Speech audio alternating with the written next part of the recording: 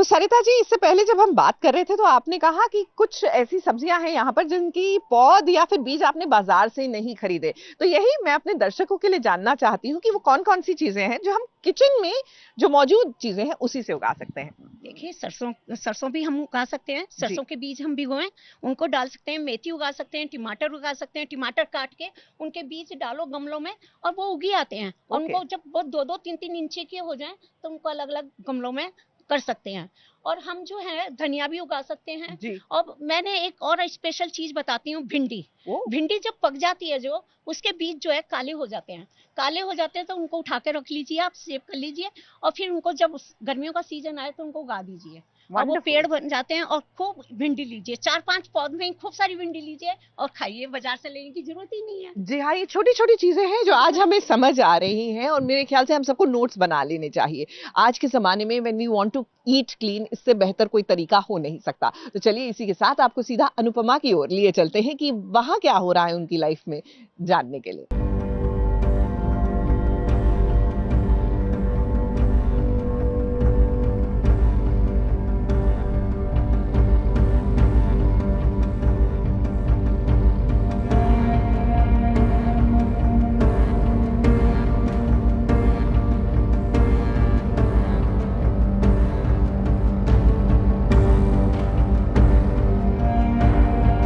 इन लोगों ने आप पे भरोसा किया था, आपने उन सबको बर्बाद कर दिया। सुखी नहीं रहोगी, कीड़े पड़ेंगे तुझे, कीड़े। ये आपने सही नहीं किया है। इसी वजह से मेरे पति को हॉस्पिटल में भर्ती करना पड़ा।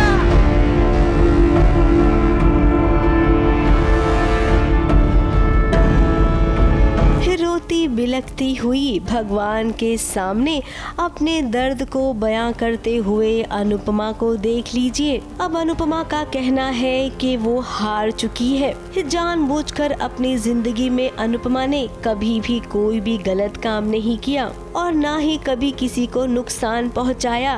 तो भगवान, आपने हमेशा अनुपमा के साथ बुरा क्यों किया? क्या आप सच में इतने कठोर हो गए हैं कि आपको अनुपमा की खुशी बर्दाश्त नहीं होती है? अब भगवान, आप जरा बताइए ना कि लास्ट आपने अनुपमा को कब खुशियाँ दी थी? जब देखो जब आप उसकी झोली में दुखों को भरते रहते हैं।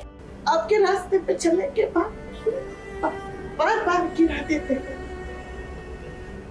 बार बार क्यों ठोकर लगती है, बार बार क्यों धुतकारी जाती हूँ, बार बार क्यों अकेली रह जाती हूँ, बार बार क्यों कराची, बार बार क्यों थक गई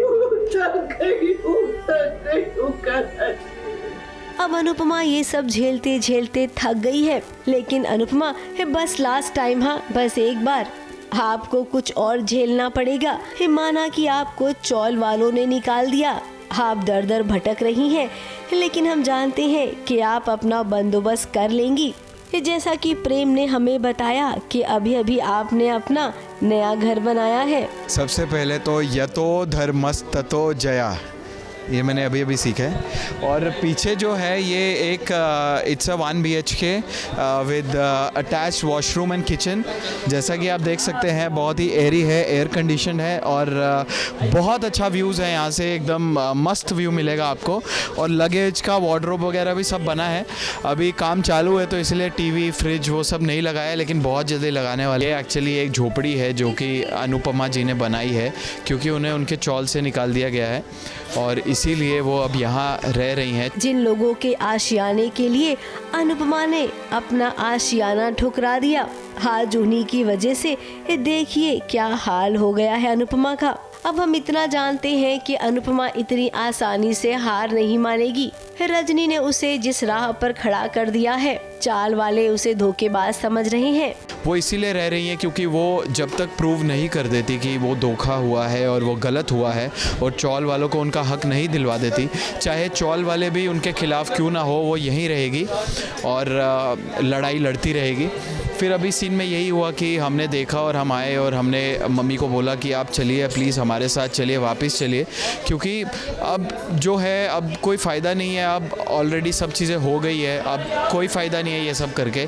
लेकिन मम्मी कह रही है कि नहीं मैं लड़ूंगी। फिर प्रेम और राही कह रहे हैं कि माँ मेरे साथ चलो, लेकिन माँ का कहना है कि नहीं, मैं अपनी लड़ाई अकेले ही लड़ूंगी और इस बार भी जीत कर दम लूंगी। इसे कहते हैं अनुपमा का कॉन्फिडेंस, जिसकी जरूरत आजकल सबसे ज्यादा खुद अनुपमा को ही है। यही तो स्पेशलिटी है मम्मी की कि गिर पड़ के लंगड़ा के वो अपने मौके वारदात तक पहुंच ही जाती है। ये उनकी खासियत है और जिस तरीके से इतना स्ट्रगल करके वो लड़ती हैं, तो हमारा मैसेज यही है ऑडियंस को कि आप कभी भी हार मत मानिए लाइफ में। मुंबई से शिवानी सिंह के साथ एबीपी न्यूज रिपोर्ट।